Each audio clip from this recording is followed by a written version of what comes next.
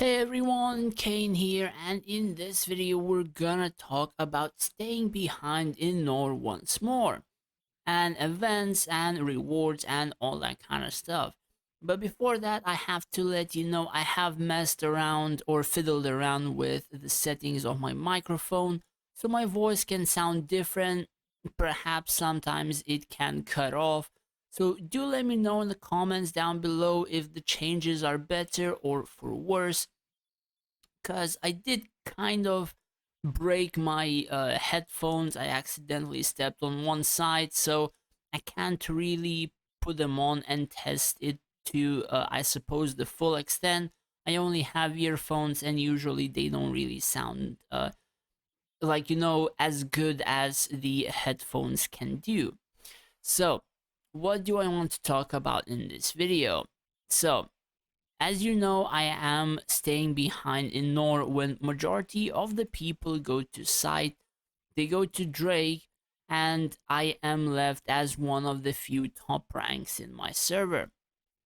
So basically, this rank 1 is currently an alt of the rank 4 player, so we have control of the rank 1, and basically, that means the Imperium is our groups. That means events, or majority of them, pretty much belong to us, at least like top 3 or top 6. And we're by no means like harassing people or whatever just to give us the ranks, right? Some people can just either use the walls or stuff like that, or capture, or all of those kinds of things. Nobody is like forced out of participating in any events. So with that, this server is kind of a farm based or stuff like that. So if we would go into my, I suppose, system messages, as you can see, I've ranked 1 in the city clash, but now you can see that there are not many, I suppose, wall destruction done. So the thing about this is, me and this guy have made like sort of a deal, a pact, a friendship, whatever you want to call it, teamwork. So basically, one event, I rank 1, the other event, he ranks 1, and we just take both top 2 for ourselves. So if somebody contests, we both help each other and we push our scores, and we don't take each other's rank. So this time it was my turn, the next time he's gonna rank 2. And the other guys, they don't really have any odds, so basically they just cannot really raise as much points as we're able. The thing is, uh, with him, we usually contested for literally like 2 days, 24/7 non-stop city destruction. So much hours wasted, we barely even slept, and we thought like, for what are we doing this? Like, we're gonna compete like every friggin' week or whatever. And instead we just, or rather I messaged him and asked, do you want to share like one time you, one time me, and stuff like that, and he agreed. And literally we just take like a couple of hours, and even in this one he couldn't use alts because something happened, so I even gave him the wall defenses for at least like half of his score. And it was like no biggie, it was just like a couple of hours, and for the amount of Lenari gained, it's pretty freaking good. And then, of course, majority of the other realms around me have their spenders also inside, so I pretty much just get the Advanced Coliseum rank 1 or rank 2, because the top rank 1 is not able, or rather he doesn't focus me, so I am still able to either get rank 1 or rank 2. And then, of course, we share the shrines so we don't contest each other, and basically free rewards as well. Same for Minds of Mayhem. I queue up at a specific time where there is no friggin' 2 to 4 people playing together, shenanigans and all that shit, where majority of the people just play solo so you can actually compete with others, instead of cheating an event where you have to, be solo or whatever. So rank 1 in this, it kind of helps out the farm as well. But majority of my mistakes lie in my trigger happy fingers. What I mean by trigger happy, every resource event that comes up, I always want to rank at least like top 3 in my kingdom, right? And whenever this event started, like one day after, people were like friggin', I don't know, like 3 million lumber in my kingdom. And I was like, sure, I can just, push for like 4 or 5 million, or like, I think I pushed to 3 million and I could get 7. But then I see like these two friggin' people push to like 9 or 8 million just like 10 minutes after I open half of my boxes. And I'm like, for fuck's sake. And this happened like friggin' multiple times. I always want to do that, and like these events are like the bane of my existence. I'm not gonna lie. Then, of course, we had some foreign bets, but pretty much this is what kind of happens in, I suppose, the farm realm which I have. Honestly, for majority of the people, for majority of the realms, I would kind of suggest that if you're, I suppose, a dolphin, a smart spender, or a small spender, to always stay behind and at least farm a little bit, so you are able to get your account in a pretty decent position. I've said this multiple times, and I will always say this again. You have to stay behind. Like, there is no other option, because if you go to site, right, you will open this list and you will click all, and you will see like friggin' 250 or 500, or even worse if you go to site. That means you literally deny like 80 to 90% of your possible Inari acquisition, if almost any. And if you, for example, stay behind, you have a few people, or majority of your group stays behind, you basically have 6 kingdoms which you can take over. If you have a group that you're staying behind with, like me, then you have the roles which give you bonuses. Then you have the Linari from King. Then you have the Emperor. You have Treasury. You have other titles. You have even more Linari. And then, of course, you have a lot of events which you rank first or second or third, or even top ranking kingdom. Regardless, you're earning a lot more Linari if you stay behind. Now, as you can see, this amount of Linari, right? I haven't spent any money from the last lucky wheel. And in the last lucky wheel, I spun about 200, I think. I even went over 190.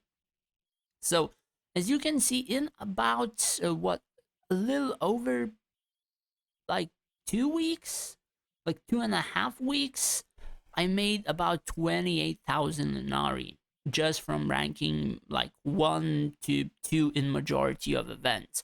Like, this is the kind of Linari you're able to earn if you play competitively and you stay behind. Now, of course, I had 2 of those, I suppose, Kingdom Guardian, Elite Trials, Nightfire weeks to add up into this, and the next week we don't have a lot of Linari acquisition, because these particular events don't give as much as the week with Kingdom Guardian, Nightfire, and whatever. So you can pretty much imagine that that week with those events, usually it's about 10,000 plus Linari, and then the next week is like 6, maybe something like that, 6 to 8, depending on the events. So yeah, that's, I suppose, pretty much it in terms of the events and why you would want to stay behind. Basically, you stay behind, you farm Linari, you get the boxes, which I suppose for winning events, you get rushes, you get runestones, you get like potions if you require. The thing is, you get building rush for winning the events, you get troop rush, you get experience cards, and yes, everything matters. All of this, all 3 of these matter. Even runestones, so all 4 of these matter. Then you have this rush, which you can use for research or building or whatever you desire. So, for example, I am using it on research, right? So I have this research that I finished, tier 17 recently, and now I'm going for tier 16 gladiator. So as you can see, I'm already 5280, And I think this will take me about 3.5 months, 4 months, maybe less. I'm not entirely sure on the numbers, but I'm pretty sure I'm gonna narrow it down to like 2.5 months, maybe, with the rushes that I'm getting, probably something like that. So yeah, as you can see, it is pretty friggin' good to stay behind. The only downfall is that, of course, you don't get the Drake chests or as much unless you play Lucky Wheel. And if you don't get them, you don't get the particular overpowered heroes that you can field on your field. But of course, if you play Lucky Wheel like myself, you're able to get them, and sometimes even a lot of them. So that's, I suppose, the other thing. Now, considering that I know what I'm kind of lacking on my field, I have enough materials to actually get this particular artifact to 4-star immediately. I don't think I need 5-star instantly, but I'm waiting for the lucky wheel to see whether or not this particular artifact will appear in the wheel. And if not, I will 100% just buy this for like 20 bucks or whatever. And then I will be swapping to Rakan. Now, why would I swap to Rakan?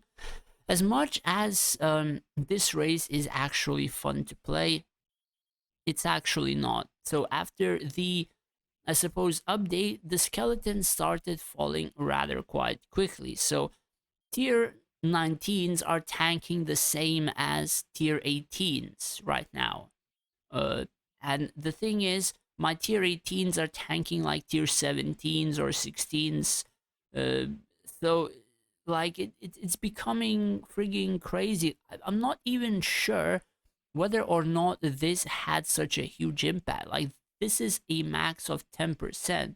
10% usually is not even anything. So there could have been like shadow nerfs or increases to damage taken or something. They just get totally exploded.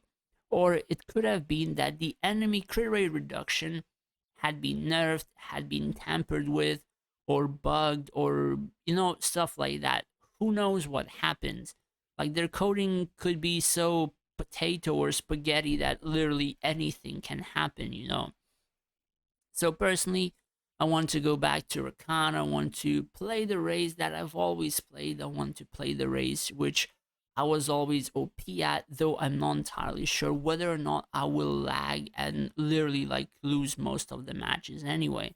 But I want to give it a shot, and a War Maker's main on stall side, which is not skeletons, is a must have. Like, if you don't have War Makers on your stall side, if you're not skeletons, that stall side is zero. It's gonna drop in like a couple of seconds, which is why I'm still remaining with Lich until I check it and I suppose get it or buy it.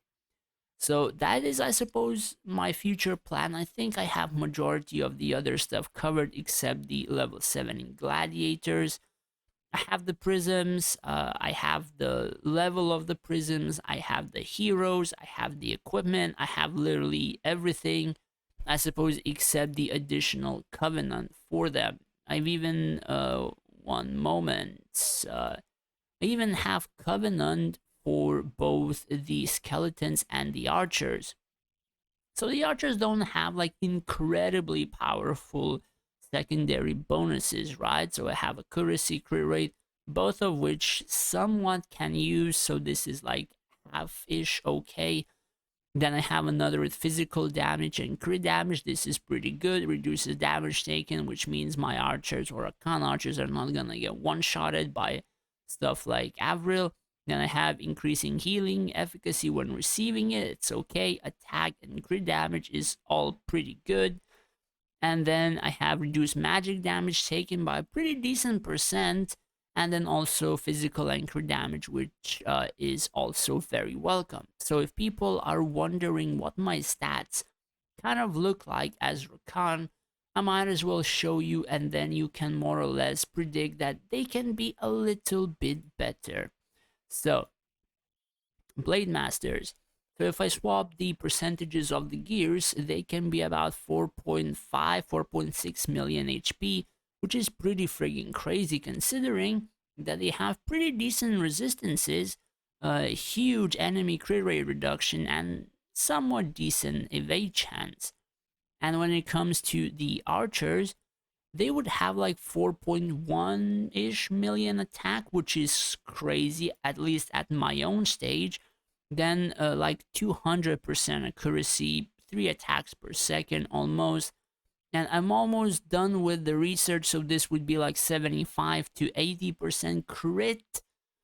And then, like, look at this crit damage, look at these defenses. Oh my god, bro. Like, I'm kind of missing these archers already. So yeah, I'm gonna try it out, see how it is. Likely will make quite a few videos if I do happen to play Rakan, talk about the weaknesses, talk about the strengths, and all those kinds of things. So hopefully you guys learned something new in this video. Hopefully you also will be looking forward to Rakan plays in about 2 weeks from now, 2.5 weeks, something like that. Anyways, that's pretty much it. Thanks for watching. Hopefully you enjoyed it. And if you did, do hit that subscribe button. It would help me out a lot. Thanks for watching. Take care and stay safe out there.